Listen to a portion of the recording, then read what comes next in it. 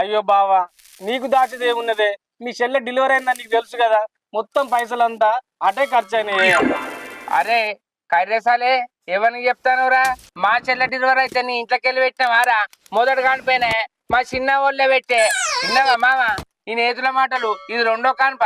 మొత్తం 70 రొట్టె పాలకాడ నుంచి మా చిన్న వాళ్ళే తీసుకుపోయారట. ఈ లంగబాడుకావు మా చెల్లె డెలివరీకి పోయిందా? డెలివరీ పోయిన కాడ నుంచి ఇక జలసాలకు అలవాటైండు. తాగుడు తినుడు ఎటు పడతాడు తిరుగుడు, పొలం కాడికి పోవుడు, పొలానికి మంది వేపియలే, నీళ్లు పెట్టలే. ఇంకో వీళ్ళు అయ్య కలిసి ఏడుచుడు కాదు. ఏం చెప్పాలి అల్లుడు నా బాధ. ఇటు మనవరాలు పుట్టిందని సంతోషపడన్నా, ఇటు వాడు అట్లా తిరుగుతానని బాధపడన్నా ఏం అర్థమైతలేదు. మా చెల్ల ఎప్పుడు డెలివరీ పోయిందో కథ వీడు అప్పుడు వెళ్ళిపోయిండు. ఇంకా ఈయన మాటలు నమ్ముతానవా? అబ్బా మీ అయ్య నాకు కలిసి చెప్పకపోతే నేను కూడా నిజం అనుకుంటున్నాను. ఆయన అవును మామ మొదటి కానిపోయినా మరి ఈ పైసలన్నీ ఏం చేసినవురా? ఓ